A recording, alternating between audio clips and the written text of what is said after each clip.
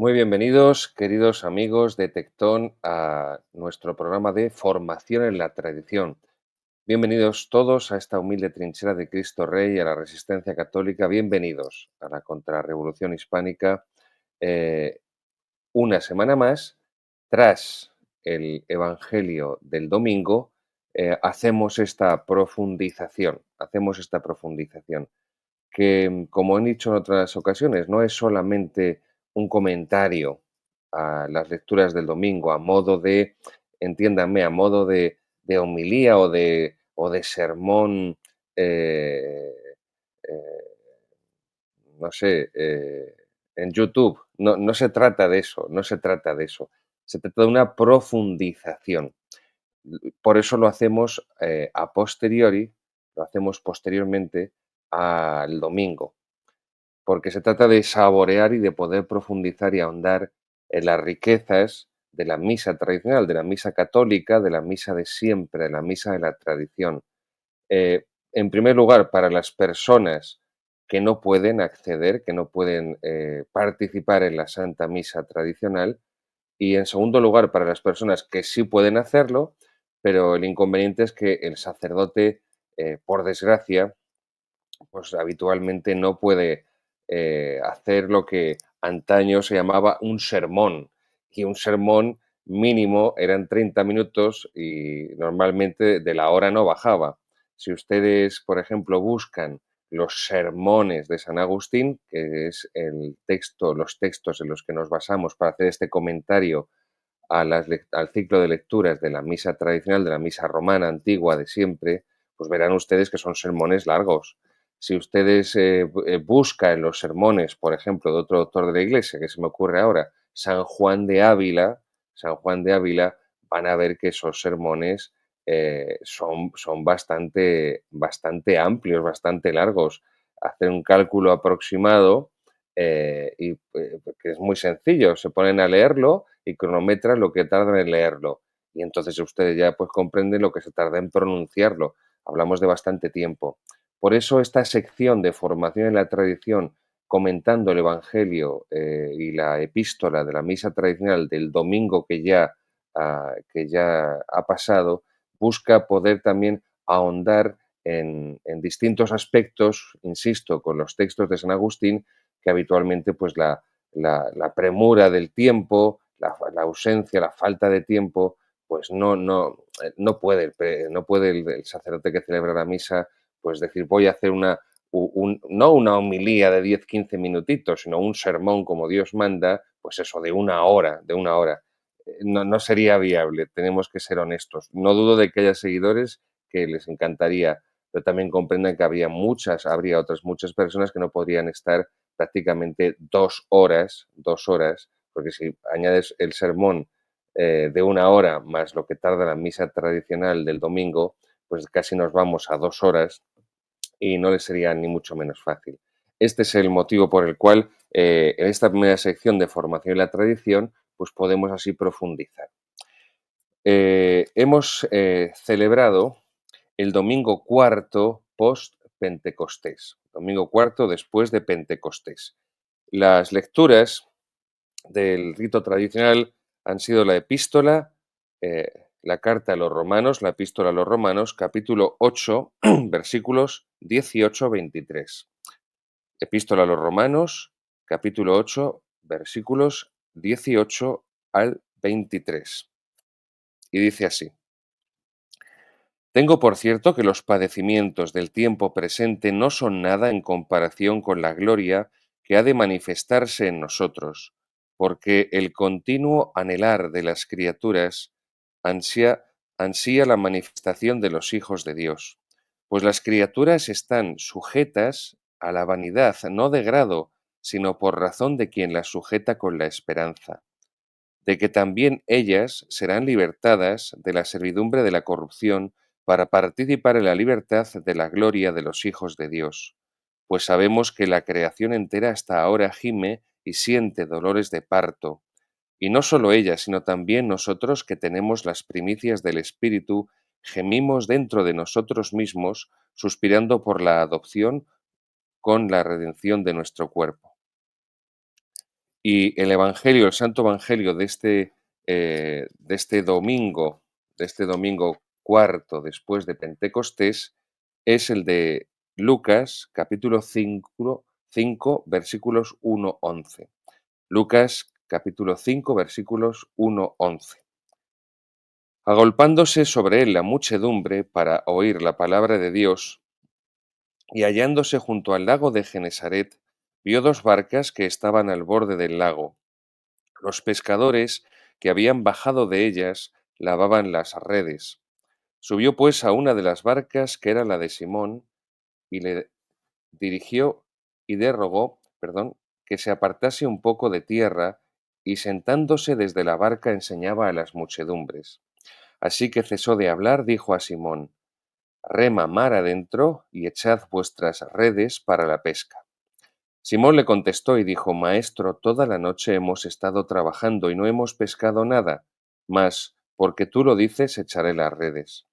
Haciéndolo, cogieron una gran cantidad de peces, tantos que las redes se rompían, e hicieron señas a sus compañeros de la otra barca para que vinieran a ayudarles. Vinieron y llenaron las dos barcas, tanto que se hundían. Viendo esto, Simón Pedro se postró a los pies de Jesús, diciendo: Señor, apártate de mí, que soy hombre pecador. Pues así él, como todos sus compañeros, habían quedado sobrecogidos de espanto ante la pesca que habían hecho. E igualmente Santiago y Juan, hijos de Zebedeo, que eran socios de Simón. Entonces dijo Jesús a Simón: No temas, en adelante vas a ser pescador de hombres. Y atracando a tierra las barcas, lo dejaron todo y le siguieron. Pues bien, este texto de San Lucas es comentado por San Agustín especialmente en dos sermones.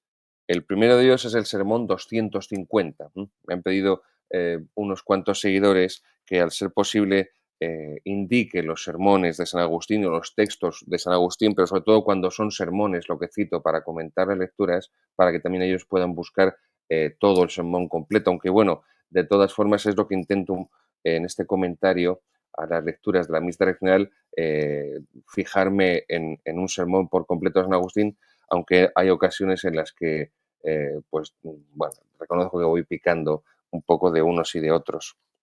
En este de Sermón 250, San Agustín habla de este llamamiento que hace Cristo a los apóstoles, y él lo explica evidentemente no en un contexto vocacional, que sería la primera lectura, o sea, mejor dicho, el primer significado, el primer sentido de ese llamamiento de Cristo, porque llama a los apóstoles, y eso significa apóstoles en griego, enviado, enviado. Pero San Agustín hace en este sermón una segunda también interpretación, que es legítima, por supuesto, y que está evidentemente en el sentido de la Sagrada Escritura, no está forzando San Agustín la Sagrada Escritura, y es que ese llamamiento de Cristo en concreto a los apóstoles también es un llamamiento universal, un llamamiento a todos los cristianos. Y habla San Agustín del llamamiento a los humildes en este sermón 250. Nuestro Señor Jesucristo eligió a los débiles de este mundo para confundir a los fuertes y formar así la Iglesia en todo el orbe. No comenzó por emperadores y senadores, sino por pescadores. Si hubiese elegido a los primeros, es decir, a los emperadores y a los senadores, estos, constituidos en autoridad, hubieran osado atribuírsela a sí mismos y no al favor de Dios. Lo que está diciendo San Agustín es que el llamamiento que hace Cristo es un llamamiento a los humildes, es un llamamiento a los pobres de espíritu. No, una cosa es la pobreza espiritual, que es una virtud, y otra cosa es el espíritu pobre. Hay personas que tienen un espíritu muy pobre, en el sentido de que tienen un espíritu muy raquítico, una altura de miras nula, y se piensan que eso es la pobreza espiritual. No, no es lo mismo, ni mucho menos, es lo contrario, lo opuesto. Lo que está diciendo San Agustín en este sermón 250 es precisamente que Cristo, no solamente, como dice que, Jesucristo del Evangelio, no solamente ha venido a llamar no ha venido a llamar a los justos, sino a los pecadores, sino que ha venido a elegir, pues como dice también San Pablo en la carta a los Corintios, ha venido a elegir a lo más pobre de la tierra, a lo más sencillo, a lo más humilde, para sobre ellos construir su obra, que es la Santa Iglesia Católica, una Santa Católica y Apostólica, para que se vea precisamente en esa desproporción de medios afines, en esa desproporción de los medios de los que Dios se sirve, de los medios que Dios busca y elige a los fines que persigue. Y de esa forma se ve el poder de Dios, el poder de la gracia de Dios, de la fuerza de Dios. Sigue diciendo San Agustín que hay también una tentación aparente de los malos, una tentación aparente de los malos. Dice San Agustín, esta es la iglesia de hoy, repleta de buenos y malos, de hoy podemos decir y de siempre. La multitud la llena, pero esa misma multitud a veces la oprime y la pone en situación de naufragar. En la época de San Agustín estamos asistiendo a las grandes conversiones, a las grandes masas que están entrando en la iglesia. Recordemos que el emperador Teodosio, siempre se me olvida, Teodosio I el Grande, que era hispano, en el edicto de Tesalónica, el año 380-81, declara al catolicismo religión oficial del imperio. No fue el emperador Constantino, esto que dicen los progresistas, los liberales, los modernistas, de que no, la iglesia constantiniana, cuando Constantino hizo al cristianismo la religión oficial del imperio, Constantino no hizo eso, no hizo eso. Constantino lo que hizo en el edicto de Milán en el 313 fue legalizar el cristianismo porque era una religión ilícita, era una religión ilegal desde el año 64, 67, cuando el emperador Nerón, que es el que hace la primera persecución, declara a la religión cristiana ilegal, ilegal. Y por eso, como era ilegal, los cristianos eran martirizados. El edicto de Tesalónica del 380 de Teodosio, del emperador Teodosio, del César Teodosio, lo que hace sí ya es adoptar como religión oficial del imperio la religión católica y apostólica. Y estamos asistiendo a partir de esa época, porque cuando llega el edicto de Milán con Constantino, los historiadores de la Iglesia coinciden prácticamente de forma unánime en que como muchísimo, cuando llega el edicto de Milán, habría entre un 10 y un 20% de cristianos en el imperio, como muchísimo, un 10 o un 20. Por eso la horquilla prefieren que sea amplia. Esto no son afirmaciones gratuitas lanzadas al viento. Hay una documentación que, aunque se ha perdido en gran manera, la que se conserva, con ella se puede hacer una visión de conjunto, se pueden extrapolar una serie de datos y se puede adquirir una visión no certísima, pero sí aproximada de esa realidad demográfica del cristianismo del imperio. Insisto, año 313, cuando llega el edicto de Milán que liberaliza, que legaliza el cristianismo. En esta época de San Agustín se están dando esas conversiones masivas, que es también la época en la que se están produciendo ya las invasiones bárbaras pues a velas desplegadas. Recordemos que San Agustín precisamente va a morir cuando los vándalos,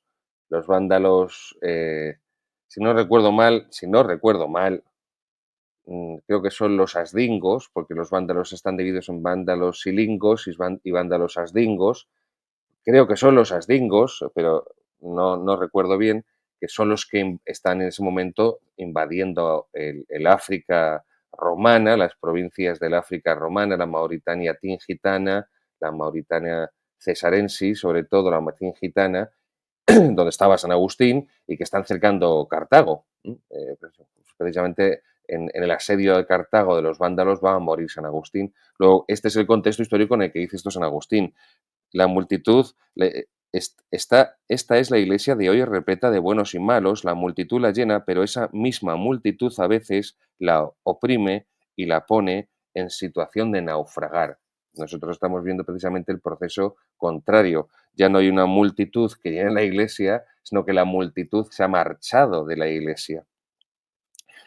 Y dice San Agustín, también aquí podríamos decir que incluso muchas personas, muchos católicos que permanecen en la iglesia, viven totalmente al margen de la Iglesia, al margen de Dios, al margen de la fe, de la vida de oración, de la vida moral cristiana, de la vida de sacramentos.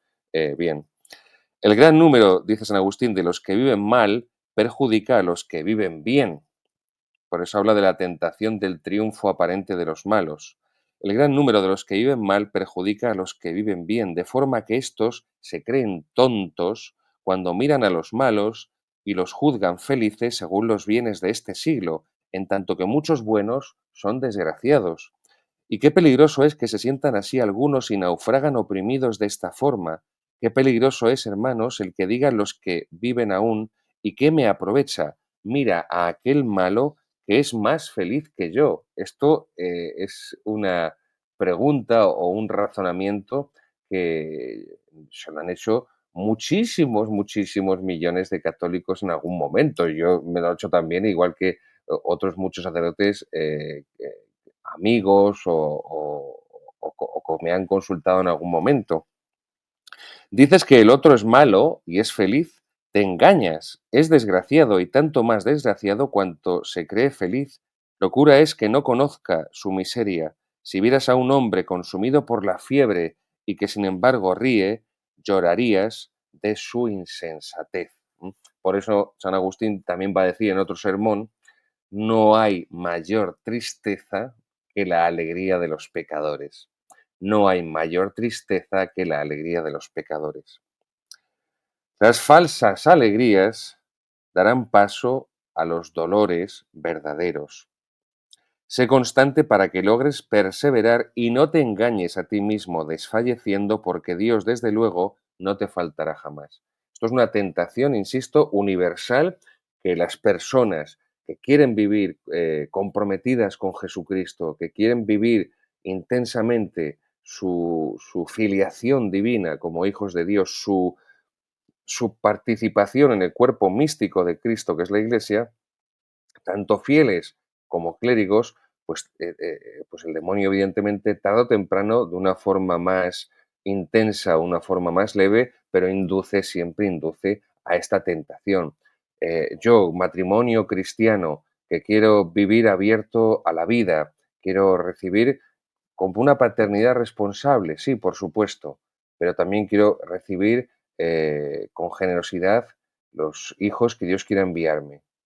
Insisto, con una paternidad responsable, como dice la encíclica Humane Vitae de Pablo VI de 1968, insisto, que reafirma toda la doctrina tradicional católica respecto a la contracepción, pero claro, estos matrimonios cristianos que aman a Jesucristo, que quieren ser santos, que están abiertos a la vida, que tienen varios hijos, ven, no están ciegos a otros matrimonios, no digo de paganos, digo de matrimonios que asisten también con ellos a la iglesia, a la misa del domingo, que tienen amistad con ellos de una forma u otra, y ven que esos matrimonios que también se consideran cristianos como ellos, eh, viven mucho mejor que ellos porque tienen muchos menos hijos.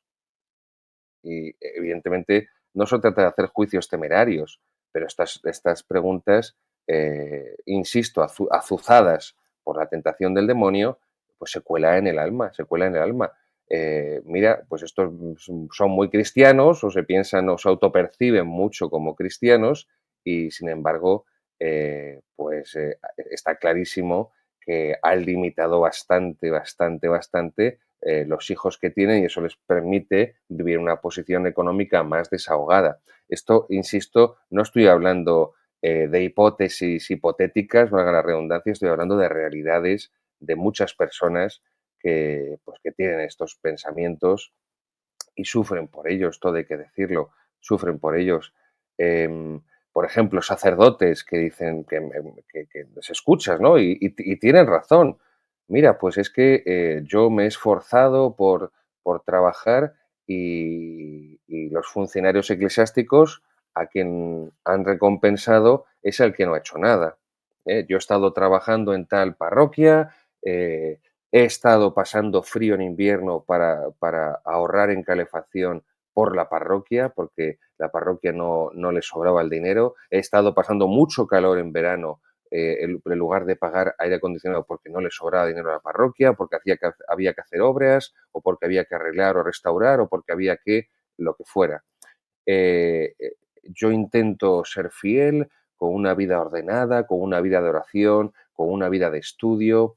Intento hacer todo el apostolado que puedo, etcétera. Y me lo comentan muchos sacerdotes y ves que otros sacerdotes que no rezan, porque, insisto, no se trata de juicios temerarios. A la persona que tiene educación se le nota y a la persona que no tiene educación también se le nota. A la persona que tiene cultura se le nota y a la persona que es inculta también se le nota. Y a la persona que reza se le nota y a la persona que no reza también se le nota. Y en el caso de un sacerdote o una religiosa, cuando no reza, se le nota todavía mucho más. Se le nota todavía mucho más.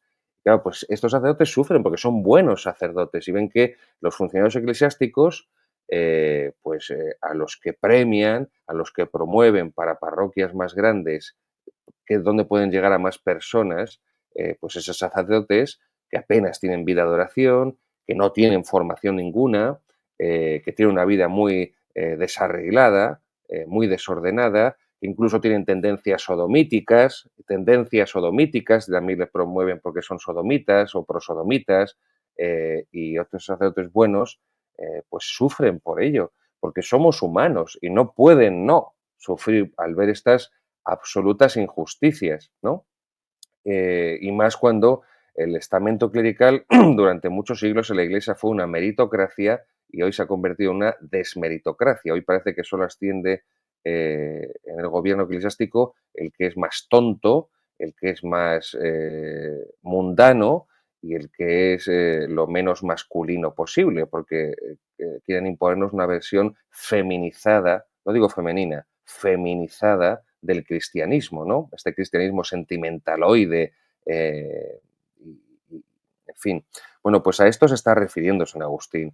San Agustín, no olvidemos, aparte de un gran santo, por supuesto, de un inmenso teólogo, de un gran sabio, de un gran pastor, también es un maestro espiritual, es un guía de almas, sabe de lo que está hablando, sabe de lo que está hablando.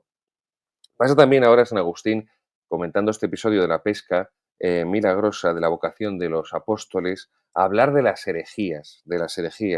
Y dice, cuando las redes, que nos decía el Evangelio, ese capítulo 5 de San Lucas, que no se rompieron, eh, dice, las redes se han roto por causa de las herejías. Las redes se han roto cuando han aparecido las herejías, que son los cismas, sino la rotura de las redes de la barca de Pedro. Es la paciencia y la tolerancia lo que hay que tener en la pesca, porque los malos han de ser tolerados.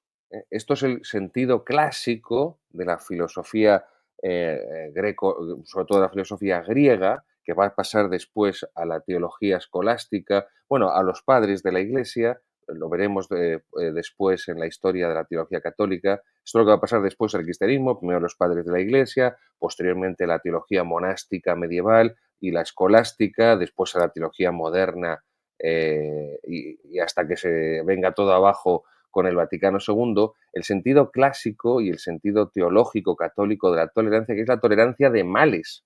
Lo que se tolera es un mal, un mal. Por eso la tolerancia en sí no es un bien, no es una virtud, al contrario, es un contravalor, es un contravalor.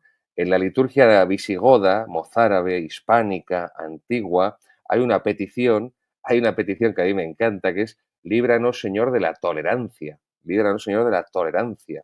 Pues, por ejemplo, cuando los mercaderes dan prostituyendo el templo, haciendo sus ventas y Jesucristo los expulsa con un látigo en la mano, les tira las mesas, no les expulsó ¡mua!, danzándoles besos y diciéndoles Dios es amor, Dios te quiere mucho, como hacen estos curas sentimentaloides progres del Vaticano II. No, no, no, no. Ahí fue muy firme, ahí no toleró el mal, ahí no tolera el mal. Pero es cierto que hay males que no pueden ser erradicados y que si pretendieran ser erradicados serían todavía más problemáticos y entonces se aplica a ellos la tolerancia, pues la tolerancia de males. Esto San Agustín en una ocasión va a hablar sobre la prostitución. Se puede erradicar la persecución, pues, perdón, la prostitución, pues evidentemente no voy a decir que sea imposible, pero es prácticamente imposible. Seamos realistas, seamos realistas. ¿Se puede erradicar por completo los robos? Pues ¿se puede erradicar por completo la mentira? Seamos realistas, seamos realistas. Entonces, la tolerancia es la tolerancia de males, la tolerancia de males. La separación de la que habla San Agustín de los peces a la izquierda y a la derecha, pues se refiere a la separación que da Dios en el último día, como nos dice el Evangelio de San Mateo, en el capítulo 27, 28, si no recuerdo mal, cuando el último día Dios va a separar a los justos de los injustos, y a los justos les corresponderá el cielo, el premio eterno del cielo, y a los injustos, a los pecadores que se han negado al arrepentimiento, les corresponde el castigo justo del infierno. También habla San Agustín del seguimiento de Cristo, como decía, ese seguimiento universal. San Agustín, le recuerdo, es del siglo V. San Agustín ya está hablando del llamamiento universal a la santidad. Esta milonga, esta falacia que nos han vendido de que hasta el Vaticano II, o sea, hasta hace 60 años, no existía esto del llamamiento universal a la santidad, perdónenme que se lo diga así de manera cruda, pero es una mentira completa, es una mentira completa. El llamamiento, el Concilio Vaticano II, como concilio pastoral, como concilio no dogmático, luego no vinculante, pero bueno, pues eh, como exhortación, porque eso es un poco los textos de Vaticano II, es una especie como de homilías, porque si ustedes buscan, como les he dicho en otras ocasiones, los textos de los 20 concilios ecuménicos anteriores, que son todos dogmáticos, verán que están distribuidos por cánones, con afirmaciones que son unívocas, no son equívocas, no se le puede buscar varios significados. Esto no es el Vaticano II, que los textos son de teología narrativa, van contando cosas, son como homilías, son como homilías. Entonces, en el contexto de una homilía, de un comentario sagrado a las palabras de la Escritura, pues ese es como tenemos que comprender eso. Hay un llamamiento universal a la santidad, por supuesto, evidentemente, pero esto no lo inventa el Vaticano II y perdónenme los seguidores, tampoco lo inventa San José María Escrivá de Balaguer y el Opus Dei. Esto del llamamiento universal a la santidad, esto está desde los inicios del cristianismo. Por eso las cartas de San Pablo se dirige a los cristianos como los santos por llamada divina, por vocación. La llamada universal a la santidad es una doctrina que está, iba a decir de San Pablo, es que está en Jesucristo, en el mismo Hijo de Dios. Sed perfectos como vuestro Padre Celestial es perfecto. Pero bueno, después lo vamos a encontrar muy claramente de forma nítida en San Pablo. No hay que esperar 19 siglos al Vaticano II para descubrir la llamada universal a la santidad. Entonces, San Agustín, que es del siglo V, nos está hablando precisamente de esto con motivo de este sermón, comentando este capítulo quinto de la pesca milagrosa, el llamamiento de los apóstoles por parte de Cristo. Dice San Agustín: cuando sigas a Cristo no te prometas las bendiciones de este siglo. Marcha por camino duro, pero promete grandes cosas. Sigue a Cristo, no mires solo por dónde has de ir, sino a dónde has de llegar. Así podrás sufrir las asperezas temporales y llegarás a las alegrías eternas. Si quieres resistir al esfuerzo, considera el premio, porque también el obrero abandonaría la viña si no mirase su jornal. Piensa lo que has de recibir, y te parecerá vil lo que padeces, e indigno, desde luego, del premio que te han de dar. Te maravillarás de recibir tanto por tan poco. No es, por cierto, un trabajo eterno el que se nos pide, pero sí nos dará un premio eterno. Las tribulaciones son temporales, para con lo finito llegar al gozo infinito. Evidentemente, lo que está haciendo San Agustín es hablarnos que en en esa llamada universal de Jesucristo a la santidad, evidentemente implica, conlleva una respuesta. Y esa respuesta no es otra que el seguimiento de Cristo. Y ese seguimiento de Cristo va a ser un seguimiento arduo, va a ser un seguimiento duro. Estos movimientos juveniles que hay ahora en la Iglesia, que son pentecostalistas, no voy a dar nombres, pero tampoco hace falta ser Aristóteles, ni San Agustín, ni Santo Tomás para darse cuenta de quién estoy hablando.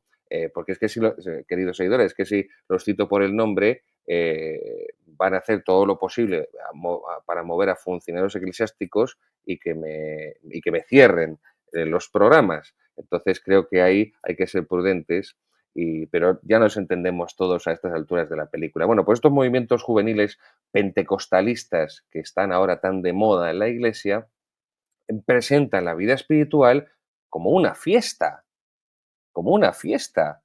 Y por eso van haciendo concierto de concierto en concierto y montan una adoración entre comillas al Santísimo en el escenario, con las guitarras, aporreando guitarras, y en el escenario después celebran, entre comillas, celebran la Santa Misa, y todo el cristianismo, todo el catolicismo se reduce a un espectáculo de luz, a un espectáculo de sonido, a un espectáculo de emocionalismo juvenil, y la virtud no se construye sobre las emociones.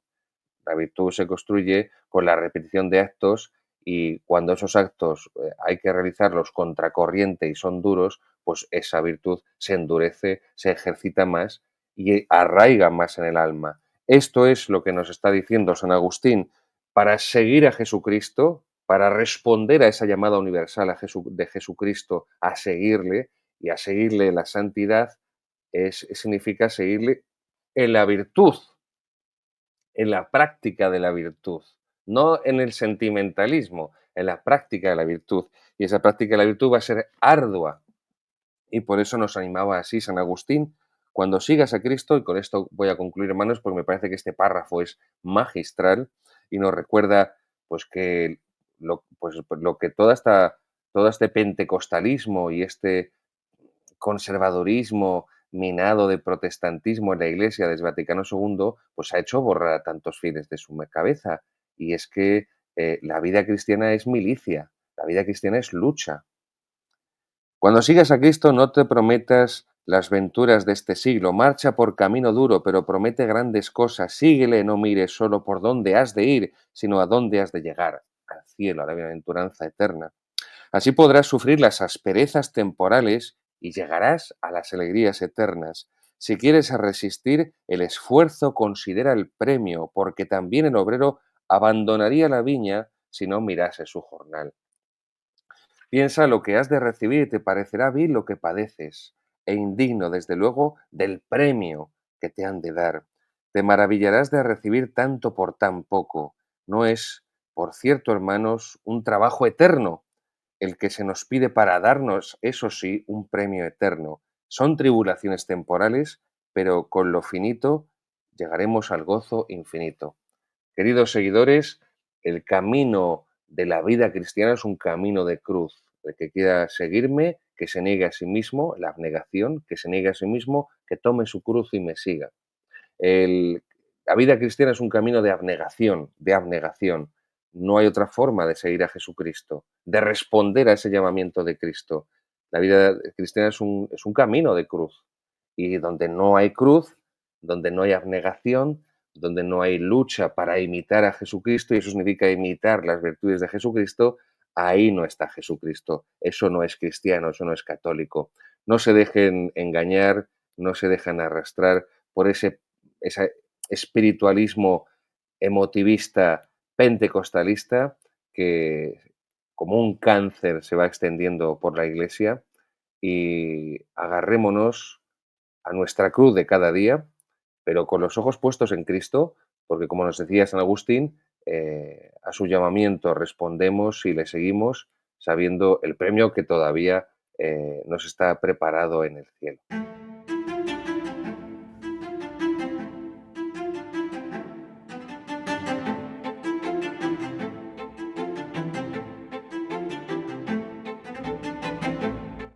Queridos amigos, continuamos con esta segunda sección de formación en la tradición, explicando el catecismo de Monseñor Athanasius Schneider, Credo Compendio de la Fe Católica. Estamos en la segunda parte del catecismo, en la parte de la moral, del buen obrar, de la lex vivendi, de la ley que se vive, que ha de vivirse para ser cristiano, y comenzamos el capítulo 2 sobre la ley moral, la ley moral.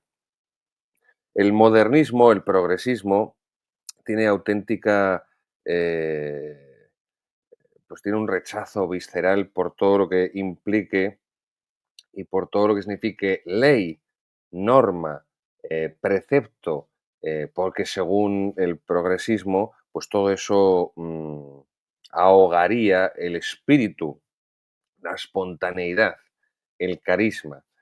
Eh, esta parte que vamos a comenzar de la explicación de la ley moral es precisamente una de las más silenciadas desde el Vaticano II. ¿En qué sentido?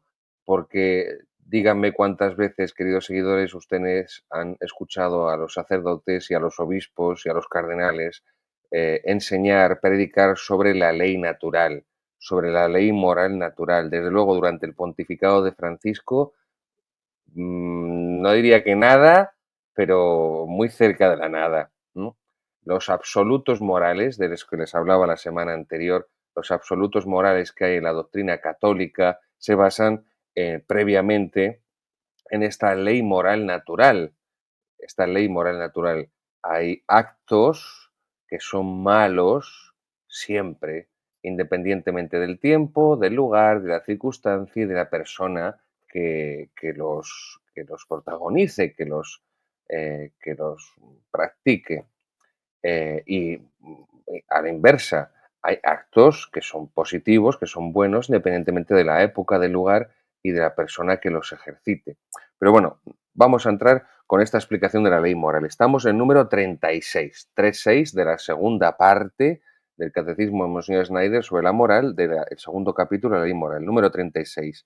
Y nos pregunta Monseñor Schneider, ¿qué es la ley eterna? ¿Qué es la ley eterna? Y nos responde con Santo Tomás de Aquino. En la Suma Teológica, en la prima secunde, o sea, en la segunda parte de la primera parte, ya sé que es un poco esto rebuscado, pero espero que a base de ir repitiéndolo en muchas ocasiones, pues los que no estén familiarizados con la Suma Teológica poco a poco puedan comprenderlo mejor. En la segunda parte de la primera parte, prima secunde, cuestio 91, artículo 1. ¿Qué es la ley eterna? Insisto, responde Monseñor Schneider con Santo Tomás, porque Monseñor Schneider es un teólogo tomista, es un magnífico conocedor de toda la teología tomista. ¿Qué es la ley eterna? Y responde Monseñor Schneider, es Dios mismo, ya está. La ley eterna es Dios mismo. Dice Santo Tomás, la ley de Dios, la ley eterna de Dios, no es distinta del mismo. La ley no es una cosa externa a Dios que Él se ha inventado, sino que la ley de Dios es Él mismo, la ley eterna. La ley eterna, la ley que Dios desde toda la eternidad tiene. Porque Dios es logos, como nos dice el capítulo primero del Evangelio de San Juan, del prólogo, es decir, Dios es razón. Y como es razón, es orden. Todo lo que sea desordenado va contra Dios. Igual que todo lo que es irracional, todo lo que es la negación de la razón, va contra Dios. Luego, todo lo que va contra la fe va contra Dios, porque va también contra la razón. Todo lo que va contra la teología, contra la verdadera teología, contra la verdadera teología, no la caricatura que tenemos ahora, esta teología modernista, pero todo lo que va contra la teología al final va contra la filosofía, porque al final va contra Dios. Porque además justo en el caso de la teología tiene que reflexionar sobre Dios y toda la teología modernista actual lo que hace es reflexionar sobre el hombre. Ha expulsado a Dios del centro de la teología y ahora es el hombre, es puro antropocentrismo, es el hombre que está en el centro y es Dios el que tiene que adaptarse al hombre moderno, al hombre actual, es la iglesia la que tiene que adaptarse al hombre moderno, al hombre actual, la sinodalidad, vamos a decidir aquí, vamos a escucharnos, todas estas payasadas que son anticatólicas y protestantes, no, el centro de la teología es Dios, el centro de la religión católica es Dios, el centro de la Sagrada Liturgia es Dios, el centro de la vida espiritual es Dios, no sé, pues las idas y venidas psicológicas, afectivas y emocionales del sujeto, no. Luego, la ley eterna es Dios mismo. La ley de Dios es Dios mismo, no es una cosa que tenga ahí Dios, pues como esto, por ejemplo, yo tengo ahora unos cascos o una cosa externa a mí y que puedo cambiar cuando crea conveniente y que puedo prescindir de ella. No, la ley eterna es Dios mismo, porque Dios es sabiduría y orden. Y aquí escribe Monseñor Schneider, eh, como hace la Sagrada Escritura, escribe sabiduría y orden con mayúsculas. La ley eterna es Dios mismo porque Dios es sabiduría divina y el orden por el cual todas las cosas se miden y guían. Por eso he hecho este hincapié. Todas las cosas se ordenan y se guían hacia Dios porque provienen de Él como creador y por eso Dios es el centro, es el centro. Este ordenamiento de la sabiduría divina dirige las acciones y el movimiento de todas las cosas hacia su fin. Ordenar implica una finalidad. Se ordena algo en busca de un fin. Cuando ordenamos, no sé, cuando ordenamos la comida en el frigorífico, en la nevera, es con el fin de poder verla y poder encontrarla y poder acceder a ella más fácilmente. Si yo tengo si yo diariamente bebo leche y escondo el envase de la leche en lo más profundo del frigorífico, pues evidentemente no va a favorecerlo, ¿eh? Normalmente el producto que más se utiliza se pone más cerca de la puerta del frigorífico o más a la vista para que sea más fácil acceder a él. ¿Ven? Toda ordenación tiene una finalidad. Cuando se ordena la ropa en un cajón, en el armario, pues evidentemente la ropa que se va a utilizar con más frecuencia se hace más accesible, se ordena de forma que sea más, que haya una mayor accesibilidad a ella. Por ejemplo, ahora que en España, en la madre patria, nos encontramos en verano y en muchos lugares pues, de Hispanoamérica pues puede que estén en invierno, pues lo que se tiene en verano más accesible en el armario es la ropa de verano y lo que se tiene en invierno más accesible en el armario es la ropa de invierno. O sea, esto es lógico, ¿no? Pues la ordenación conlleva una finalización, ¿m? Un teleologismo. Teleos en griego significa fin. ¿M? Bien, la sabiduría divina dirige las acciones y los movimientos de todas las cosas hacia un fin. Y ese fin de las cosas, que han sido así creadas, ordenadas y dirigidas por Dios a ese fin es su bien. ¿Eh? Esto es Aristóteles, San Aristóteles puro y duro, la ética nicómaco. El fin de las cosas, el fin establecido por el orden del creador, por el orden natural y el orden sobrenatural, el fin de las cosas es su bien, es su bien. Número 37, dice Monseñor Schneider. Todas las leyes verdaderas, por tanto, se derivan de la ley eterna. Es interesante el adjetivo, verdaderas. Número 37, todas las leyes verdaderas, por tanto, se derivan de la ley eterna y responde Schneider, sí. 1.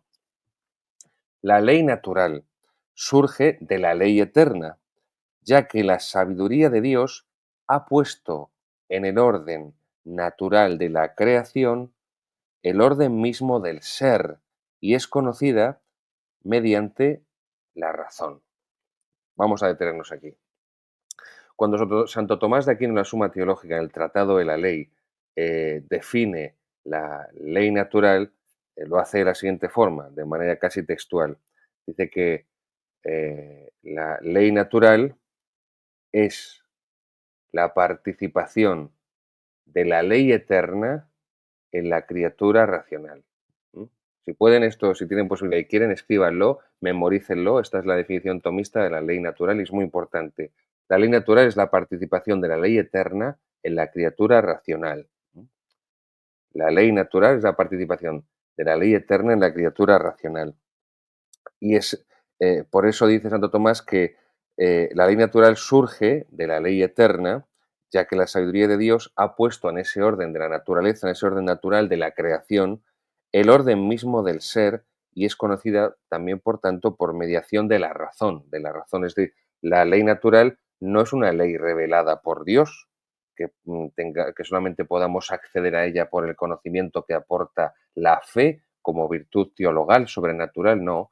La ley natural es accesible, es posible su conocimiento por todo hombre mediante la razón que Dios ha dado a todo hombre, porque por eso somos humanos, porque tenemos un alma racional. ¿Eh?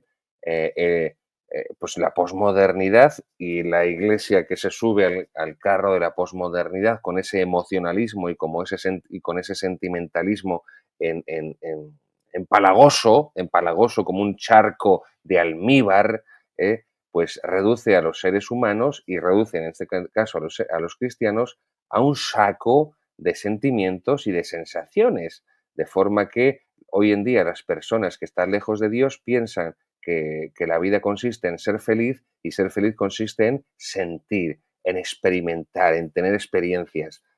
Y ahí, pues cualquier catálogo de experiencias, ¿no? Y lo mismo ocurre en esta iglesia posmoderna, modernista y sinodalista y globalista.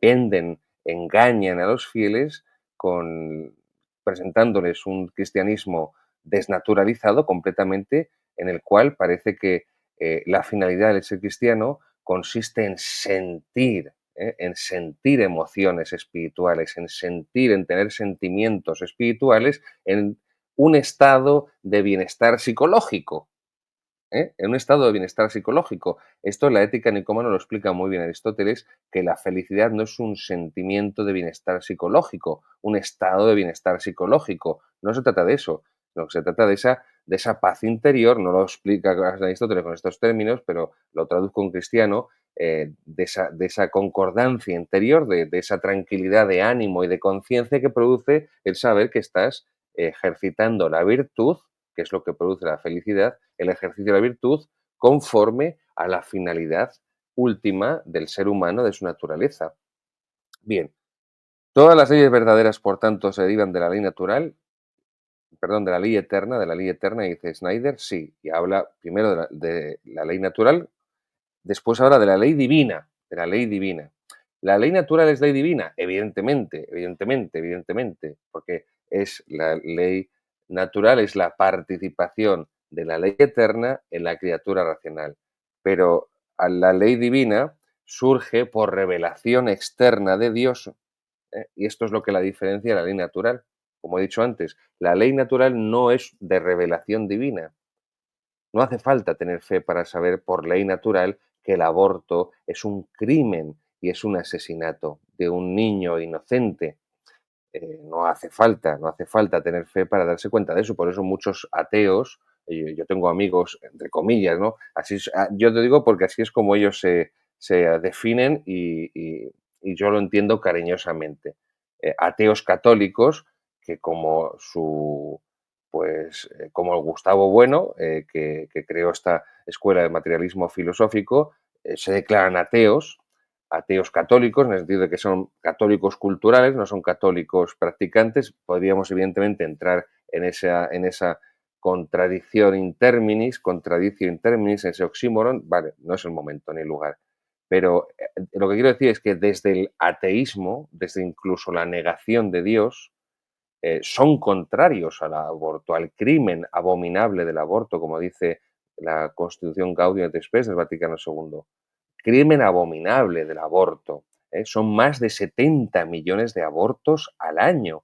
En España acaba de ser el aniversario, triste aniversario, de los 40 años de la promulgación de la ley del aborto por parte de los socialistas, leyes del aborto que han conservado toda la derecha liberal, atea, del Partido Popular, y ley del aborto que además la misma conferencia emasculada española, llamó a Manuel Fraga, esto lo recoge en sus memorias, Manuel Fraga, que era el líder de la derecha liberal, le llamaron de la conferencia emasculada al secretario, no voy a decir quién era entonces, con nombres y apellidos, para decirle que dejara de pelear contra la promulgación de la ley del aborto.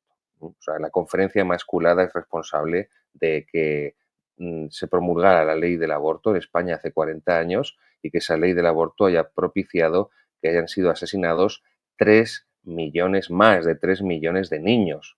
Pero claro, ¿qué es lo que querían los funcionarios eclesiásticos? Una democracia liberal, un sistema político parlamentario liberal, y por lo tanto había que aceptar los dogmas políticos del liberalismo que pasan por el divorcio, que pasan por el genocidio del aborto, porque hay que subordinar y hay que supeditar la fe a la política, porque si no van a decir que la Iglesia no es democrática, que es reaccionaria, que es fascista.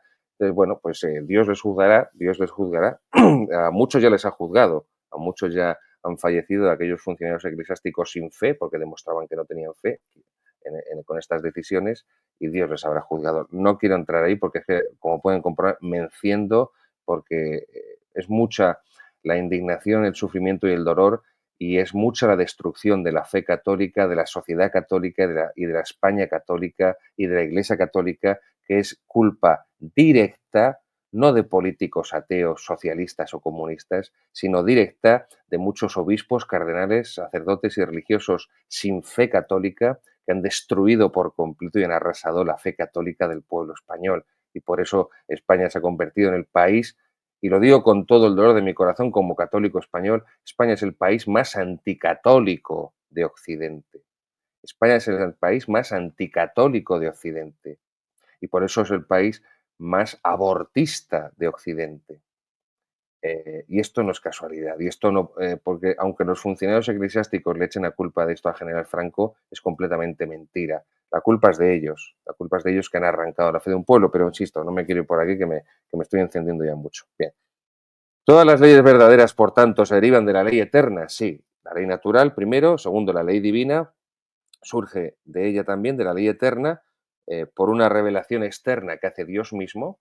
Y en tercer lugar y último, la ley humana. La ley humana surge de la ley eterna por la autoridad que Dios ha comunicado al hombre. Es decir, lo que quiere decir Santo Tomás de Aquino, porque al final lo que está diciendo Monseñor Schneider no es otra cosa que resumir, sintetizar lo que dice Santo Tomás de Aquino, la Suma Teológica, es que la ley humana, lo que se conoce como la ley positiva, las leyes de los hombres, tienen valor, son legítimas, es decir, son justas en la medida en que participan de la ley eterna de Dios.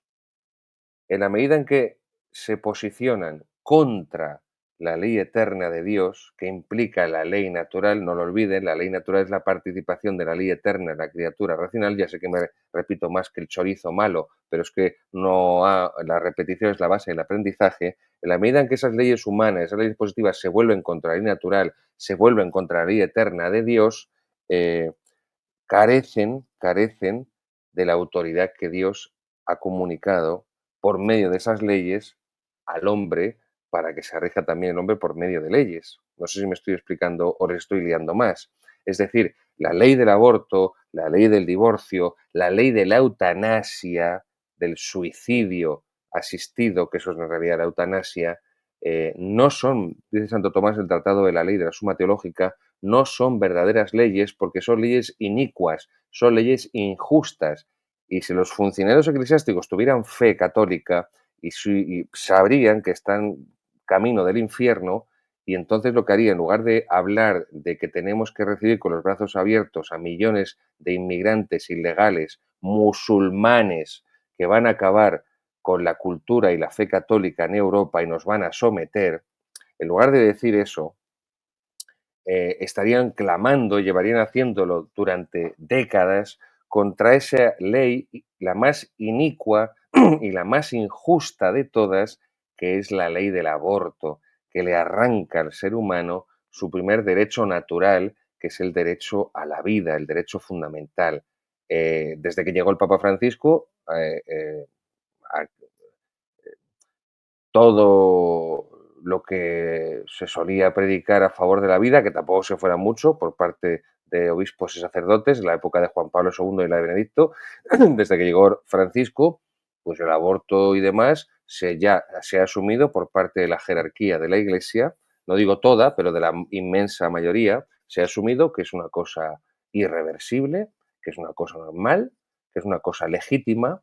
La jerarquía de la Iglesia ha asumido que las conciencias de las personas ya están anestesiadas, y entonces pues se asume el aborto pues como algo normal y habitual. Llegará el 28 de diciembre y lanzaremos lamentaciones diciendo, oh, los inocentes que han sido muertos por el aborto, y el resto de los 364 días del año, pues ningún obispo ni, si, como dice el derecho canónico, asimilados, va a escribir contra el aborto, va a predicar contra el aborto, va a enseñar contra el aborto, va a hacer campañas de oración y de formación a los católicos contra el aborto, porque le van a decir que el aborto es una ley constitucional y democrática y quien se opone al aborto es un fascista antidemocrático y entonces el obispo prefiere que Dios le juzgue y le condene al infierno antes de que los políticos y la prensa que sirve a los políticos digan que es antidemócrata. Esto es muy triste, queridos seguidores. Por eso tenemos que tener muy buena formación en la moral católica, muy buena formación espiritual, muy buena formación dogmática, porque no podemos contar con la mayoría de los pastores, por desgracia. Es como un ejército en el que los soldados saben que no pueden contar con sus mandos, que les han traicionado, que se han pasado al enemigo, que están ahí simplemente en una posición cómoda, disfrutando de las prebendas que tienen su graduación, pero no están luchando contra los enemigos con los soldados, con sus soldados. Y este es el trágico espectáculo de la apostasía episcopal que vivimos actualmente en la Iglesia. Los obispos no están luchando por evangelizar, por llevar la verdad con mayúscula a las almas, por llevar la gracia a las almas, por enseñar la verdad a las almas, lo que implica condenar el error, enseñar qué es el error y por qué es el error. Se han pasado al enemigo.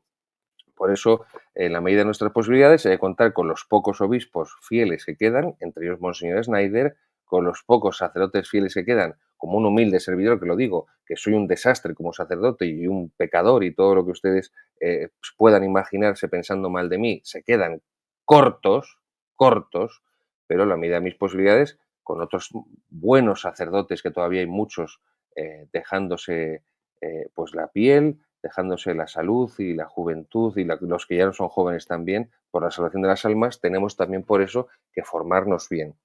Número 38, 38, dice Monseñor Snyder, ¿qué es la ley natural? Bueno, ya lo he machacado mucho. Es la ley eterna impresa en las criaturas racionales y es una manifestación especial de la ley eterna por la que y de la que participa la criatura racional, que la inclina hacia su fin y las acciones adecuadas a su naturaleza. Esto es importante, ¿por qué? Porque aquí lo que está explicando Monseñor Snyder es que hay una diferenciación en la ley natural dependiendo de las criaturas a las que se dirige. Es decir, la vaca que come hierba en el campo, que está pastando, ¿está obrando según la ley natural? Sí, porque tiene alma vegetativa, como diría Aristóteles, y sensitiva, pero no tiene un alma racional. El bonsái que está haciendo la fotosíntesis está obedeciendo la ley natural. Sí, porque no tiene alma sensitiva ni alma racional, tiene solamente la vegetativa y está cumpliendo el fin para el que Dios le creó, igual que la vaca que está comiendo la hierba en el campo para dar leche, está cumpliendo el fin para el que Dios la creó.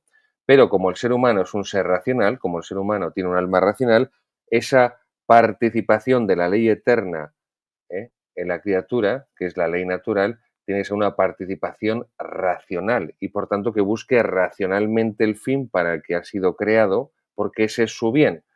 ¿Mm? No sé si tengo la impresión de que les estoy complicando y liándoles más o estoy aclarándoles algo. Intento, créanme, y se lo digo de corazón, hacerlo lo mejor que puedo y explicarlo de la forma más comprensible que me es posible. ¿Qué es la ley natural? Es la ley impresa en las criaturas racionales, impresa, no revelada, por eso les digo, no revelada. Es una manifestación especial de la ley eterna, de la que participa la criatura racional y que inclina al hombre hacia su fin, insisto, que es su bien, y a las acciones adecuadas a su naturaleza. Las acciones adecuadas a su naturaleza. Eh, Bien, vamos a dejarlo ahí. Número 39, 39. ¿Cuáles son las características de la ley natural? Son dos. Bueno, aquí trae tres. Se puede considerar una tercera que sale de la segunda. En primer lugar, característica de la ley natural. Es universal. Se aplica a todos los seres humanos. Es universal. Se aplica a todos los seres humanos. Por eso el aborto va contra la ley natural. Porque es un ser humano. lo que tiene una mujer en su seno. Lo que una mujer concibe como ser humano es otro ser humano. Bueno, pues la ley natural es universal porque se aplica a todos los seres humanos. Además es inmutable, ¿eh? No puede mutar, no puede cambiar, porque no está sujeta a cambio alguno de ningún poder humano que pueda prescindir de ella. ¿No? Muy importante. Y es absoluta porque debe ser observada siempre. ¿No? Tres características de la ley natural. Número 39. Universal porque se aplica a todos los seres humanos. Inmutable porque no está sujeta al cambio. No caduca como un yogur, vamos, así dicho de manera popular, ¿no? La ley eterna, perdón, la ley natural no caduca como un yogur, por eso es inmutable. No, es que eso era antes, pero ahora es que estamos en otros tiempos, estos son ya la modernidad, la posmodernidad, estamos en el tiempo, en la era, en la época de Internet, de las redes sociales, de las comunicaciones. No, no, no, no. Es inmutable porque no está sujeta a cambio de ningún poder humano que pueda prescindir de ella. Y es absoluta porque debe ser observada siempre. La ley natural, perdón, la ley natural debe ser observada siempre, es absoluta. Sigue diciendo Monseñor Snyder, ¿tienen todos los hombres el mismo conocimiento de la ley natural? Y dice, no, no, no, no. No todos los hombres tienen el mismo conocimiento de la ley natural, pero si no hemos quedado en que todos los hombres tienen un alma racional y por eso no, dice Monseñor Snyder. ¿Todos los hombres tienen el mismo conocimiento de la ley natural? No. Nuestro conocimiento es más o menos perfecto según nuestra inteligencia, educación y conciencia, mientras que la ignorancia, el error, las pasiones desordenadas, indómitas, los malos hábitos, pueden impedirnos ver la verdad con plena claridad. Por ejemplo, la homosexualidad es contra natura, es contraria a la naturaleza, es contraria a la ley natural y a la ley de Dios, a la ley divino positiva. Bien, pero imagínense el caso, que por desgracia se produce con mucha frecuencia, de esa aberración jurídica, que es que dos homosexuales, bien sean hombres o mujeres, adopten niños. Y ese niño que es adoptado por una pareja de mujeres lesbianas, una pareja de sodomitas, crece en ese contexto aberrante. Entonces, claro, ese niño, cuando crezca, le va a parecer natural la homosexualidad, porque ha tenido dos padres o dos madres, en este caso concreto, insisto, de la adopción por parejas homosexuales. Luego, evidentemente, el conocimiento de la ley natural que va a tener esa pobre criatura, pues va a estar evidentemente deformado porque ha crecido en ese ambiente, nunca mejor dicho, desnaturalizado. Entonces, aunque tenga alma racional, aunque tenga la razón dada por Dios, pues ahí él ha crecido, insisto, en ese caso concreto, ha recibido una educación en la que se ha pervertido ese conocimiento de la ley natural. Pongo un ejemplo, insisto, que tampoco lo he traído inventado con dos alfileres. O sea, es que esto, por desgracia, ocurre frecuentemente. Y concluimos con el número 4141. ¿Cómo conocemos la ley natural? Podemos aprender la ley natural solo con la razón. Solo con la razón. Sin embargo, Dios también la ha revelado en la historia para que podamos conocerla más fácil y perfectamente. El hombre puede conocer la ley natural solo por el mero ejercicio de su razón natural, pero Dios además ha querido que, como está unida también la ley natural con la ley divina, porque es ley divina también la ley natural, con la ley divina positiva, pues Dios ha querido que la revelación que hace en la historia de sí mismo también ayude, colabore a que el hombre pueda conocer esa ley natural de manera más fácil y todavía más perfectamente, más perfectamente. Esta revelación se encuentra en la Sagrada Escritura y especialmente en los 10 mandamientos. Por eso, volviendo al ejemplo anterior de un niño que haya sido adoptado por una pareja homosexual, un niño, el mismo niño que nace y crece y se educa en una familia católica, el conocimiento de la ley natural que va a tener va a ser mayor gracias a la fe, porque gracias a la fe va a saber, por ejemplo, lo que es el matrimonio. No digo ya el matrimonio sacramental, que también, sino previamente el matrimonio natural, el matrimonio que no puede ser otra cosa que la unión estable del hombre con la mujer. Eso significa matrimonium en latín, mater officium, para el oficio de madre. Y para hacer el oficio de madre, evidentemente hace falta un padre, un pater. Pues bien, ese niño que ha sido educado en esa familia católica comprende mejor la ley natural, pues simplemente por el mero hecho de lo que está recibiendo y lo que está viendo a diario en su casa y lo que está escuchando, que el matrimonio es un hombre con una mujer.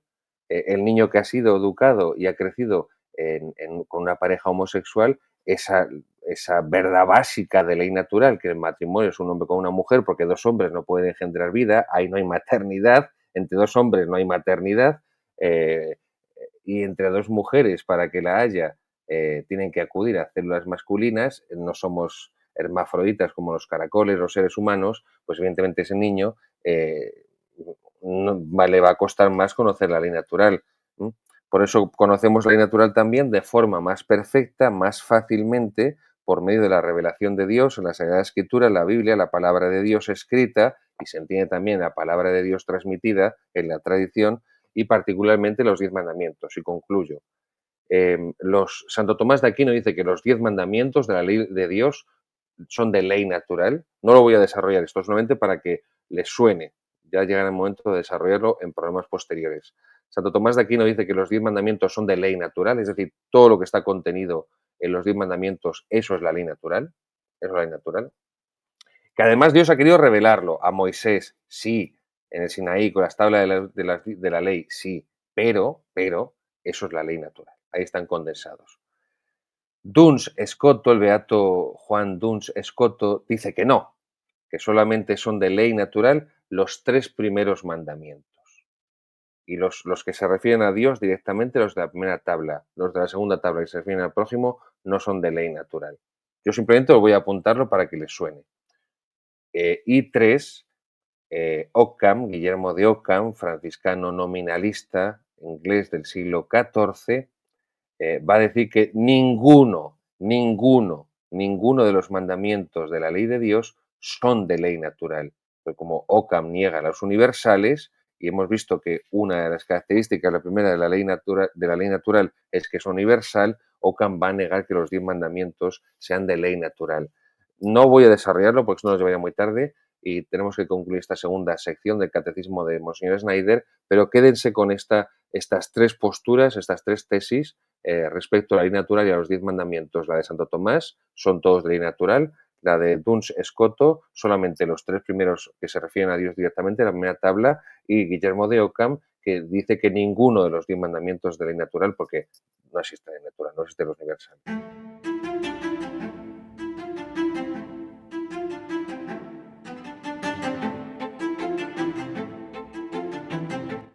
Queridos amigos de Tectón, comenzamos la tercera sección de nuestro programa Formación en la Tradición con la historia de la teología católica. Seguimos con los padres de la Iglesia, con esas catequesis magníficas del Papa Benedicto XVI. Hoy vamos a empezar a hablar de Orígenes, Orígenes de Alejandría, oriundo de Alejandría, aquella ciudad que fundó Alejandro Magno, Orígenes. Me refiero a la catequesis, la audiencia general del 25 de abril del 2007, de Benedicto XVI. Por favor, búsquenla en la página del Vaticano para que puedan leerla tranquilamente, como siempre les digo, para que puedan disfrutar de ese privilegio intelectual que es leer a Benedicto XVI, sobre todo en esta parte de su magisterio pontificio, que para mí, humildemente, como modestísimo teólogo, como aficionado a la teología, pues creo que es la más rica de todo su pontificado. Así lo puedo eh, proclamar con la boca bien grande.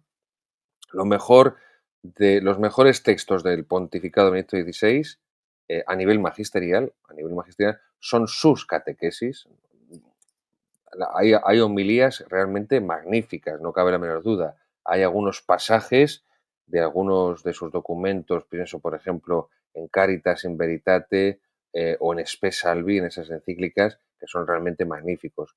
Pero donde más se concentró la gran labor de Benedicto XVI fue como homileta, como homileta y como catequeta, ¿no? Entonces, estas catequesis que él da como, como un resumen, como una introducción general a los santos padres, a lo que es la tradición católica, el vínculo de unión entre Cristo, los apóstoles y lo que vendrá, las generaciones que vendrán posteriormente, pues realmente son sus mejores textos, sus mejores textos. Por eso les invito, insisto, a que puedan leerlo eh, con tranquilidad y disfrutarlo y aprender y al mismo tiempo que esto pues sea una ayuda para su vida espiritual, para su vida de formación y para su vida de oración, porque la formación también es vida espiritual, no lo olviden, queridos seguidores, la formación también forma parte de la vida espiritual. No se puede amar, no se puede creer, no se puede confiar en aquello lo que no conocemos. Orígenes de Alejandría, no, como ustedes ya pueden ver, no es santo.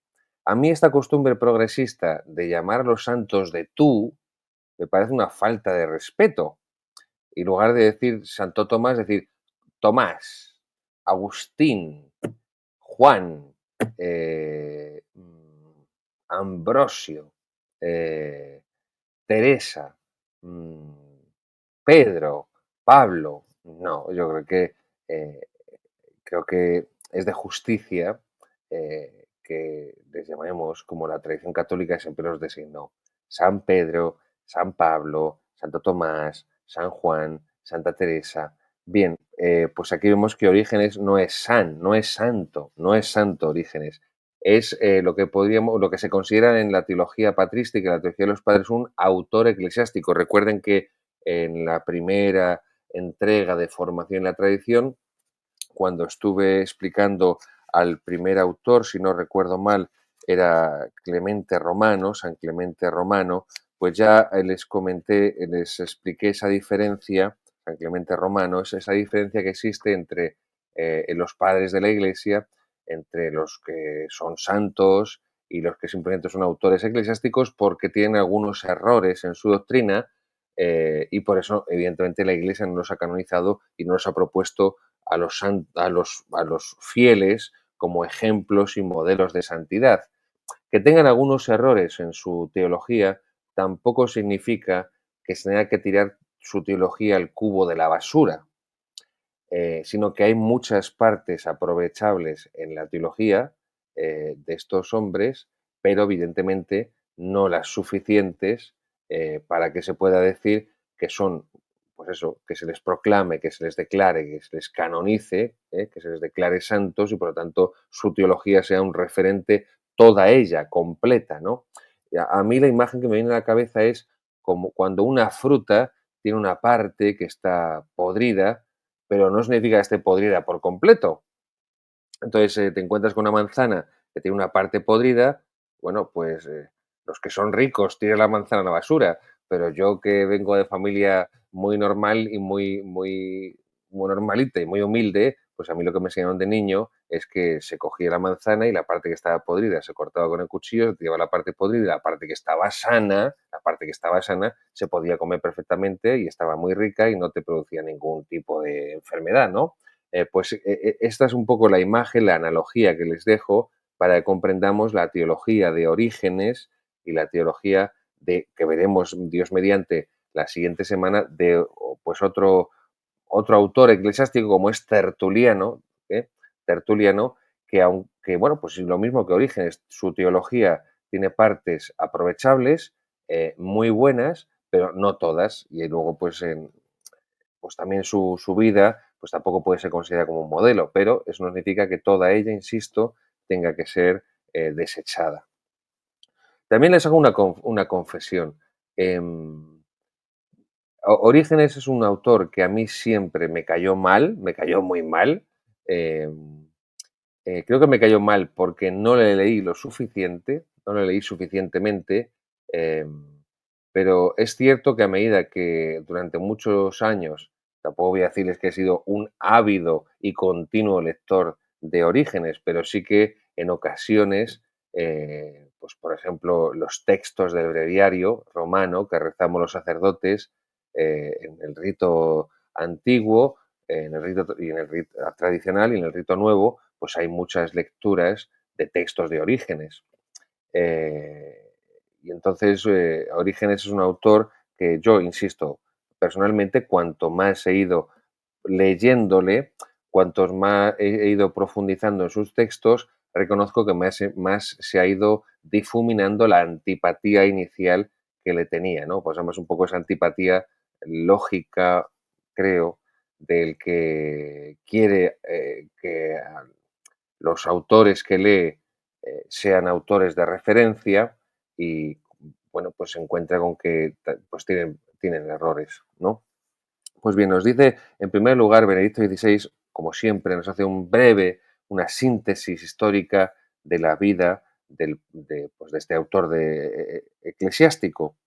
Por cierto, no lo he dicho, van a ser dos catequesis, van a ser dos entregas. Es decir, Orígenes lo define Benedicto XVI como una de las personalidades más destacadas, más determinantes del pensamiento cristiano. Y por eso esta catequesis de Benedicto XVI va a ser la primera, va a haber más, pero va a ser la primera a la que va a dedicar al mismo personaje, al mismo autor, dos entregas. Así que Dios mediante la semana próxima vamos a ver ahora sobre todo algunos rasgos biográficos de Orígenes, una introducción a su pensamiento de lo más sencilla y lo que son los grandes temas teológicos de Orígenes, eh, esa historia del pensamiento teológico católico, lo dejaremos para la próxima semana, porque además así es como tiene Benedicto XVI estipulada esa división a la hora de presentar insisto, a la figura histórica de Orígenes y a su teología. Nos dice Benedicto XVI que Orígenes recogió toda la herencia del que fue uno de sus maestros, no es otro que San Clemente de Alejandría. Recuerden, San Clemente de Alejandría es el autor anterior del que trató Benedicto XVI. Lo que hace con respecto a San Clemente de Alejandría, Orígenes, uno de sus discípulos, va a ser proyectar al futuro de una forma innovadora ¿eh? El desarrollo del pensamiento cristiano. Es decir, lo que va a ocurrir desde Orígenes es que el desarrollo del pensamiento cristiano ya va a ser irreversible. Es como si Orígenes hubiera estirado la cuerda, hubiera sacado más cuerda. Entonces, es un paso de gigante, por decirlo de alguna forma, muy grande que da en ese desarrollo de la teología. Y dice Benedicto XVI que fue un maestro, a pesar, insisto, de esos errores, que no hay que, cuando el niño se ensucia, se lava al niño, y se tira el agua sucia y se coge al niño. No se tira el agua sucia con el niño dentro. No, pues esto es un poco. Eh, no solo era un brillante teólogo, dice Benedicto XVI, sino también era un testigo ejemplar de la doctrina que transmitía. ¿eh? Insisto, aun con esos errores. Eusebio de Cesarea, que es el primer historiador de la Iglesia Católica, tiene una obra, estamos hablando del siglo IV, Eusebio de Cesarea, Historia Eclesiástica. Eusebio de Cesarea era un hooligan, era un fan de Orígenes de Alejandría, lo dice Benedicto XVI, biógrafo entusiasta lo llama a Eusebio de Cesarea. Biógrafo entusiasta de Orígenes, pues enseñó a Orígenes que la conducta debe corresponder exactamente a la palabra y sobre todo por esto, con la ayuda de la gracia de Dios, indujo a muchos a imitarlos. Esto es lo que escribe en la historia eclesiástica, insisto, primera historia de la Iglesia del siglo IV, el primer historiador de la Iglesia que es Eusebio de Cesarea. Durante toda su vida, Orígenes anheló el martirio. Cuando tenía 17 años, el año 10º del emperador del César Septimio Severo, se desató en Alejandría una persecución contra los cristianos y el padre de Orígenes, Leónidas, totalmente un nombre griego, como aquel famoso rey de los espartanos que se enfrentó a los persas en aquella famosa batalla de las Termópilas.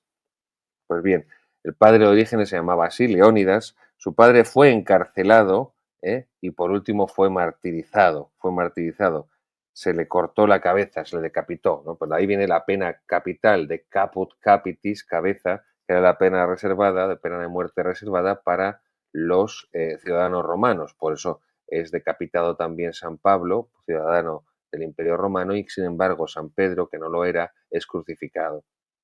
Pues bien, cuando su padre Leónidas estaba en la cárcel esperando que se ejecutara la pena capital, pues su hijo Orígenes le escribía exhortándole a no desfallecer en el supremo testimonio de la fe. Y sigue diciendo Eusebio de Cesarea, de nada, cita un texto de Orígenes, una de sus homilías a Ezequiel, al libro de Ezequiel del Antiguo Testamento, de nada me sirve haber tenido un padre mártir si no tengo una buena conducta y no honro la nobleza de mi estirpe, esto es, el martirio de mi padre y el testimonio que lo hizo ilustre en Cristo. Imagínense ustedes que su padre fuera mártir, que ustedes pudieran haber eh, conocido que su padre hubiera sido mártir.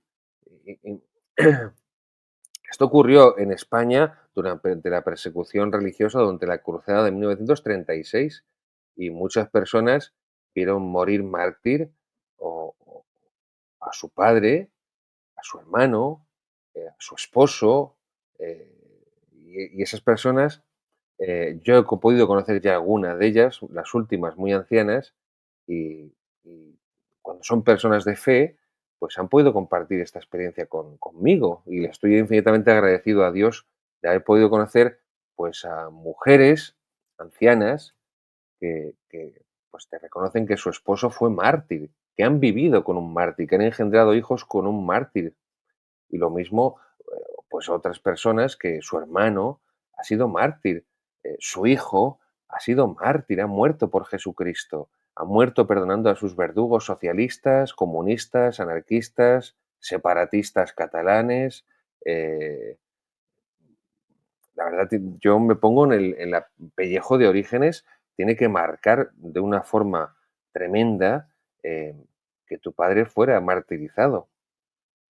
Pues bien, ¿qué ocurre? Que luego otro emperador, otro César, que va a ser Felipe el Árabe, recuerden, queridos seguidores, que la parte norte de África, lo que era en la provincia romana de la Mauritania, de ahí viene el nombre de Mauri, de Mauros, los moros, no es un término despectivo y peyorativo, es el término romano de los habitantes del imperio de aquellas provincias, igual que a nosotros no nos ofende o no debería ofendernos que nos llamen hispanos, porque era la provincia romana de Hispania, igual que no debe ofenderle a un inglés que le llamen británico, porque era la provincia de Britania.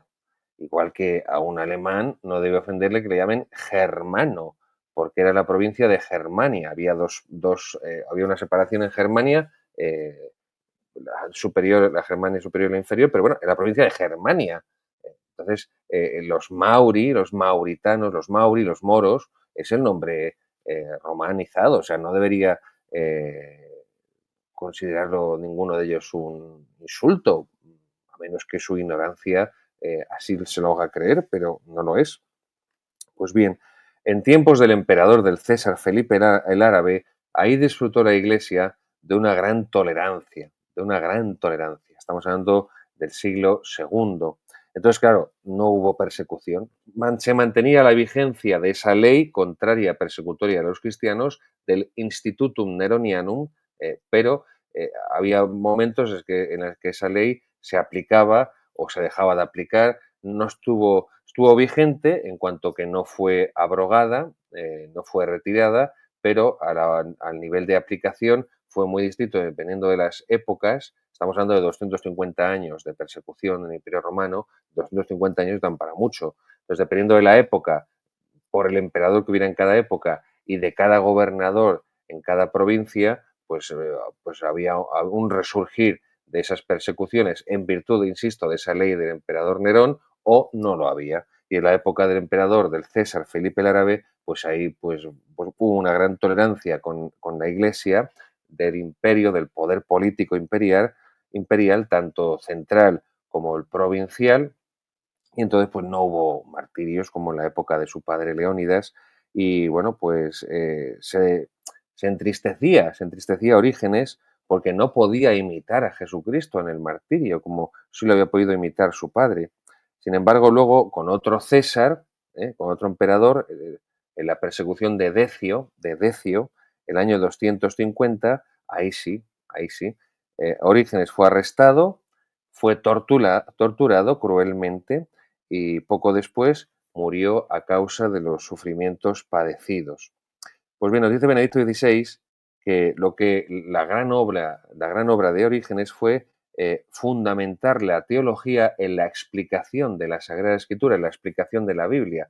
Toda la teología medieval, porque toda la teología modernista, progresista, liberal, protestantizada, dice que la teología de la Edad Media es una bazofia, que es de chiste, que es de chiste. La teología medieval lo único que hace es prolongar la teología patrística, que consiste en esto, en el comentario de la palabra de Dios, en fundamentar la teología, el racionamiento sobre Dios en la palabra de Dios. De modo que Orígenes comprende que la teología significa explicar y comprender la Sagrada Escritura. Así, la tradición y el magisterio son la garantía de la investigación teológica. Toda investigación teológica, toda la investigación que se haga especulativa sobre Dios, que se salga, que se oponga del marco de la Sagrada Tradición, de la Sagrada Escritura, evidentemente eso ya no es teología, eso ya no es teología, es otra cosa, como la teología actual, muchas veces que es teosofía, que es poesía, que es sentimentalismo, pero no es una reflexión racional, no es una reflexión de la razón iluminada por la fe, según la tradición católica y según el magisterio de la Iglesia de siempre, pues es otra cosa. Bien, nos habla Benedicto XVI de la triple lectura de la Biblia que hace Orígenes. Es además un gran escritor, esto lo vamos a ver ahora un poco más desarrollado, esa triple lectura de la Sagrada Escritura. Orígenes fue un gran escritor, se interesó por muchísimos dogmas, como la exégesis, que saben que es la interpretación y el comentario de la Sagrada Escritura, más bien el comentario, pero bueno, la interpretación, por diferencia de exégesis de hermenéutica, la exégesis de la Sagrada Escritura, la exégesis del dogma, de la filosofía, la apologética, la estética, la mística, ya hablaremos también de los textos místicos de Orígenes. Bueno, una visión, lo que ofrece, lo que aporta Orígenes es una visión global, total de la vida cristiana y también una visión fundamental, va a esos fundamentos de la vida cristiana.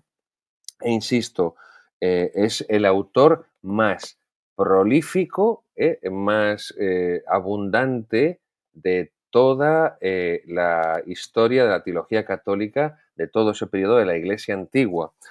San Jerónimo, en su epístola número 33, dice que San Jerónimo, en la epístola número 33, dice que Orígenes escribió 320 libros, también los libros de aquella época no eran como los actuales, y 310 homilías. Bueno, no está nada mal, ¿eh?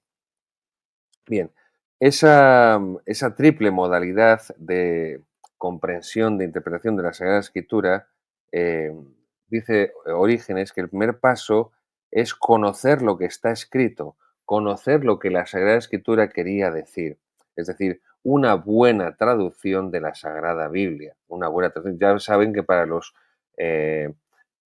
hispanohablantes yo siempre propongo la Biblia Nácar Colunga, la Nácar Colunga, Eloíno Nácar Fuster, Alberto Colunga Cueto, que fueron los dos traductores, y se llama así, la Biblia Nácar Colunga de la BA, que es una Biblia clásica. La primera edición fue de 1944, directamente del original hebreo y del original griego. Además, es un español de los años 40, muy sabroso, recio. eh, yo siempre es la edición que recomiendo, la Biblia Nácar Colunga. Creo que la BAC la sigue editando, si no recuerdo mal, Si la sigue editando no es porque le interese, porque le guste, sino porque vende, y si vende es porque se compra, luego así aprovechen. Hay muchas de segunda mano en Iberlibro, en todocolección.com, hay muchísimas, porque desde 1944 se han publicado muchas, se han vendido muchas, de todos los formatos, desde formato bolsillo hasta un libro grueso. Otras traducciones, bueno, pues el Nuevo Testamento del Padre Iglesias, del Padre Manuel Iglesias, jesuita, que está también en la BAC, pero solo está en el Nuevo Testamento. La traducción de la Biblia de UNSA, de la Universidad de Navarra, del Opus Dei, también está bien. Bueno, pues es un poco las que les puedo recomendar humildemente. Pues bien, el primer paso es conocer la Sagrada Escritura, y por eso va a hacer una cosa Orígenes que se va a llamar la Exapla, que significa en griego las 6 columnas. Va a poner en 6 columnas el texto hebreo y luego el texto griego con las distintas traducciones posibles que pueda haber para conocer filológicamente de la manera más perfecta posible el texto original de la Sagrada Escritura. De aquí va a tomar también la idea el cardenal Cisneros cuando escriba la Biblia políglota complutense, de lo que va a ser la Universidad Complutense, que lo va a fundar como la Universidad del Arzobispado de Toledo, primado de España, dicho sea de paso. Esto es muy anterior a la traducción de Lutero del Nuevo Testamento al alemán. O sea, quien traduce la palabra de Dios a lenguas vernáculas, el comienzo, el primero de ellos, no es ni mucho menos Lutero. De hecho, ya había, si no recuerdo mal, 4 traducciones del Nuevo Testamento al alemán circulando por Alemania antes de que Lutero hiciera la suya. Y en España, insisto, aquí tenemos la Biblia políglota editada, realizada por el cardenal Cisneros, muy anterior a esa traducción del Nuevo Testamento de Lutero. No se dejen, insisto, engañar por esa falacia protestante de que ellos son los que conocen la Sagrada Escritura y nosotros no tenemos ni idea de Sagrada Escritura, y que la Iglesia Católica impidió el acceso y el conocimiento de la Sagrada Escritura a los fieles. Una completa falacia. Pues bien, Orígenes editó esas 6 columnas, por eso se llama así, Exapla, para conocer con perfección a nivel filológico lo que dice el texto de la Sagrada Escritura. Y por supuesto, pues la gran labor de predicación y de comentario que hizo Orígenes sobre la Sagrada Escritura. Versículo a versículo va avanzando, dice Benedicto XVI, de forma minuciosa, amplia, profunda, con notas de carácter filológico y doctrinal. Orígenes se esfuerza por conocer bien con gran exactitud lo que querían decir los autores sagrados. También tiene un estilo muy característico, Orígenes, centrado, dedicado a la interpretación sistemática del pasaje bíblico que está analizando, fraccionándolo en versículo a versículo.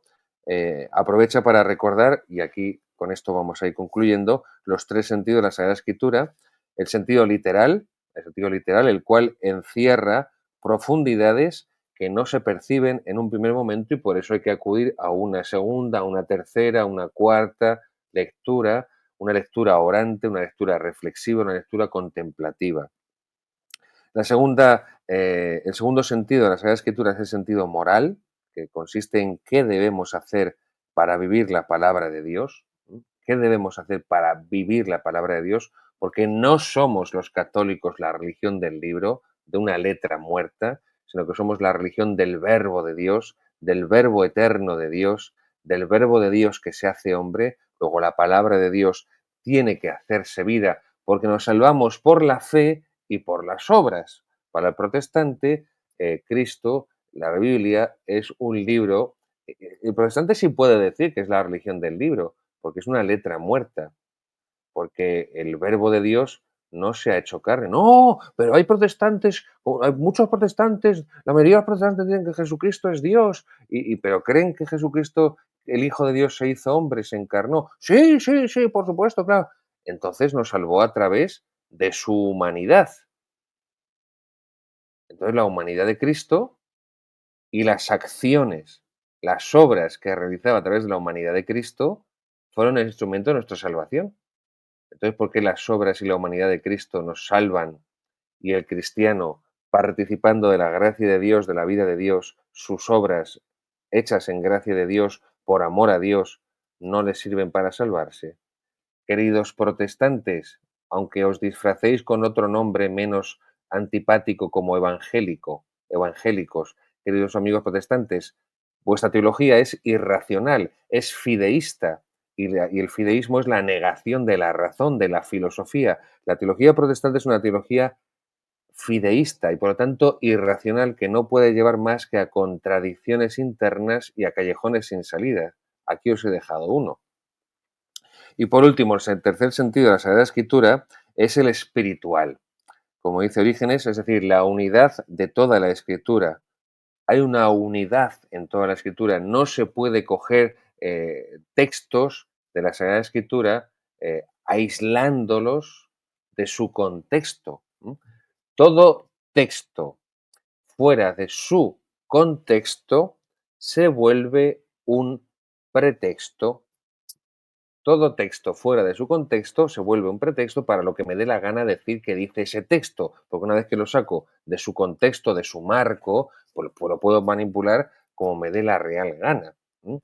En una ocasión que me encontré a unos protestantes, hace ya tiempo, eh, se pusieron, era seminarista, iba vestido de civil.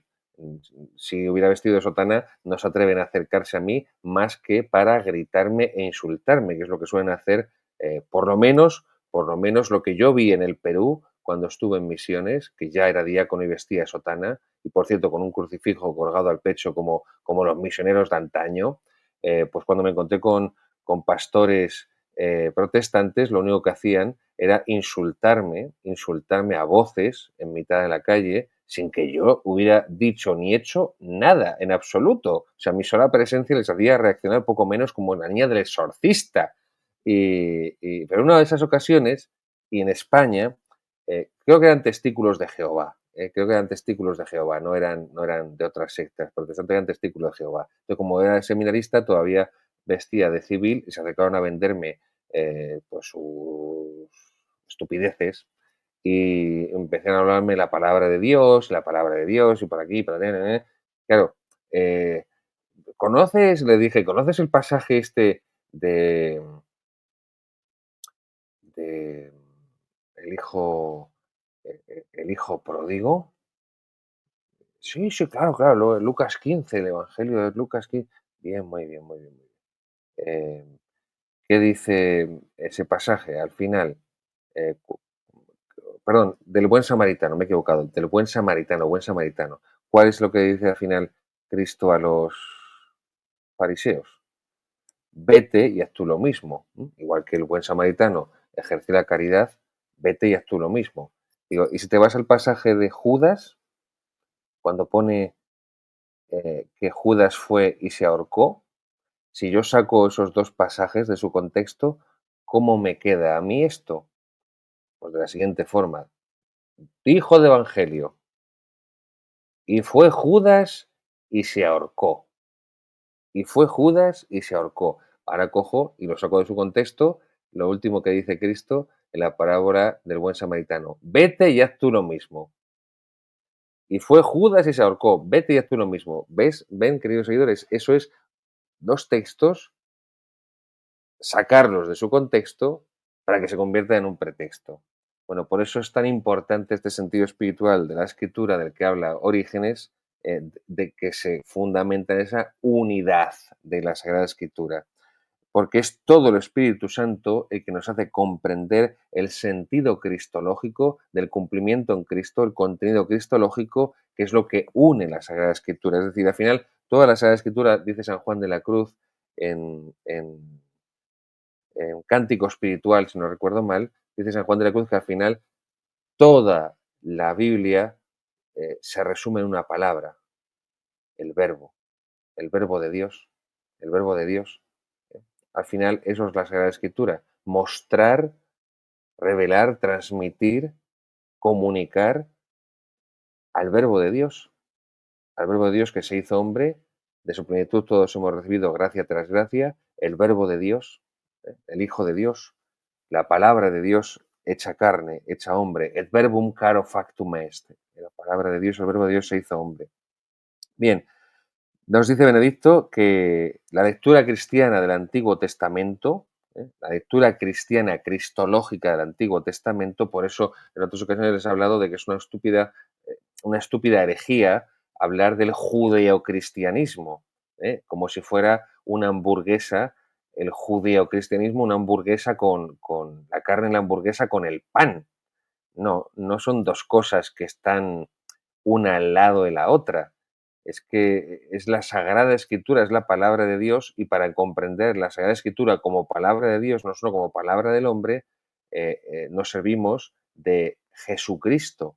Y por eso ese sentido, esa interpretación cristológica del Antiguo Testamento, que fue lo que hizo Orígenes, para rebatir las herejías, los errores de los gnósticos y de los marcionitas, que sostenían que el Antiguo Testamento no era palabra de Dios. Ellos solo creían en el Dios del Nuevo Testamento, que era el Dios bueno, el Dios compasivo y misericordioso, y el Dios del Antiguo Testamento era un Dios justiciero, un Dios cruel. Bueno, esto también nos daría mucho para hablar.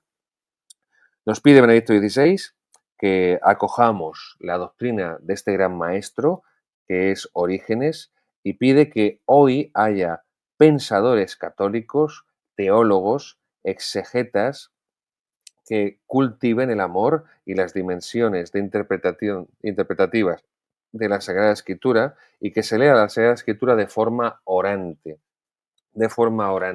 lo que se conoció en la Edad Media como la lectio divina, la lectura orante de la Sagrada Escritura de la palabra de Dios.